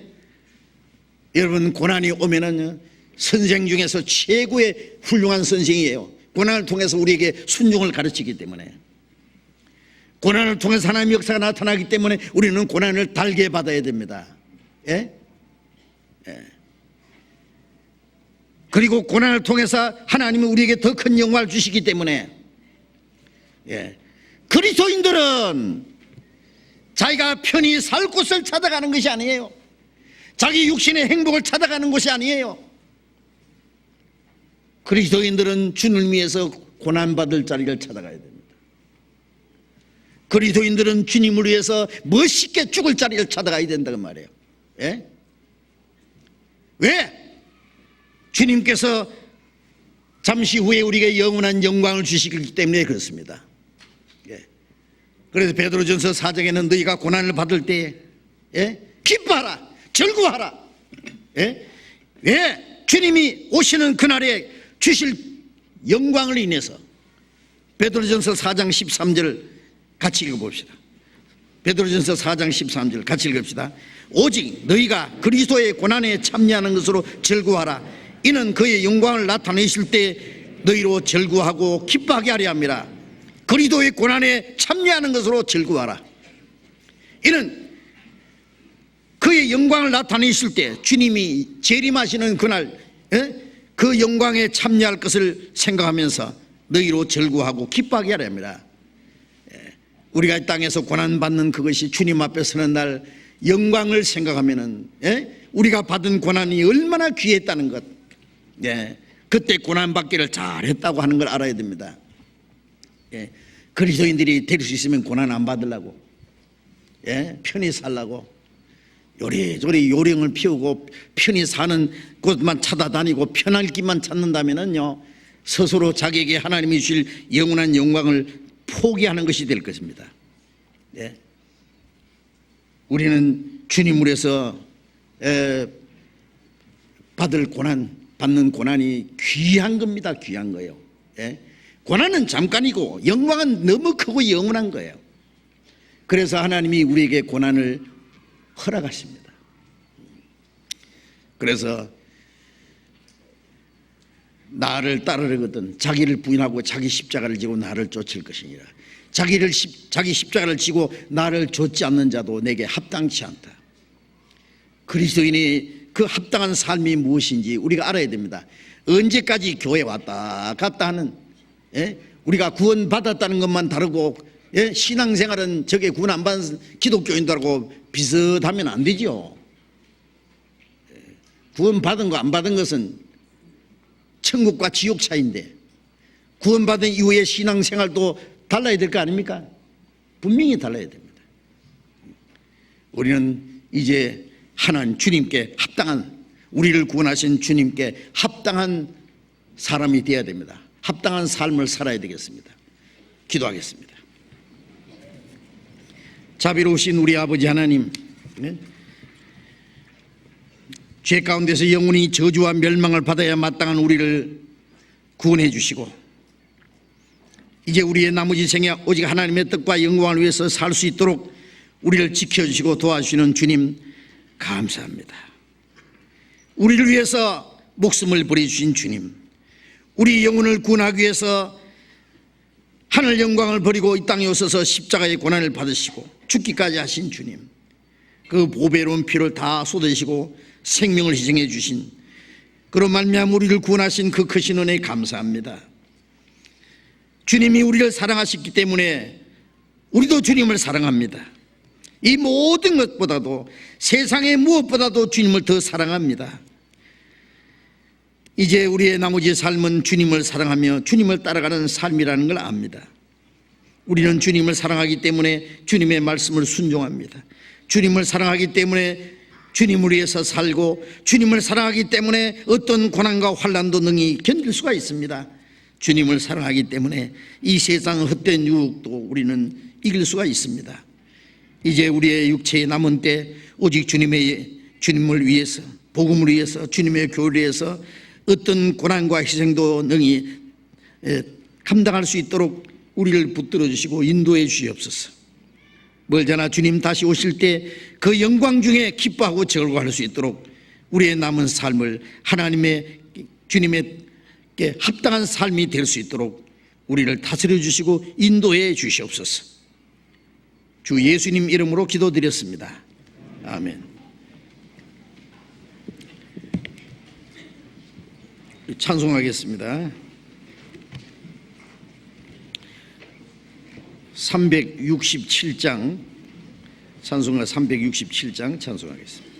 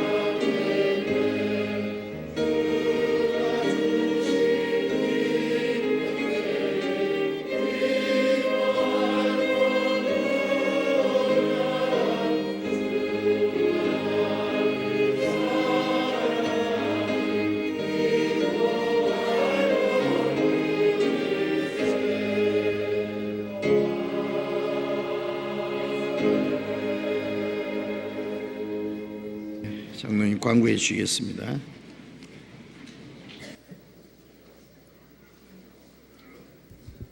광고 말씀드리겠습니다. 다음 주부터 대집회가 있습니다. 아시는 대로 이제 2주 남았는데요. 우리 안내지가 있습니다. 잘 이용하셔서 다음 주에 아주 우리 교회의 마지막 대집회니까요. 아주 크게 잘 할 수 있도록 미리 기도해 주시기 바랍니다.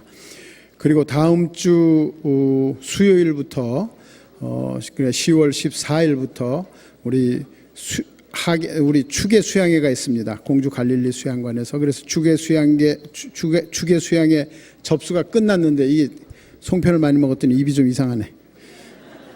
축의 수양회 접수가 끝났는데 10월 7일부터 11일까지 우리가 추가 접수를 하고 있습니다. 그러니까 축의 수양에 많이 참여할 수 있도록 미리 준비해 주시기 바랍니다.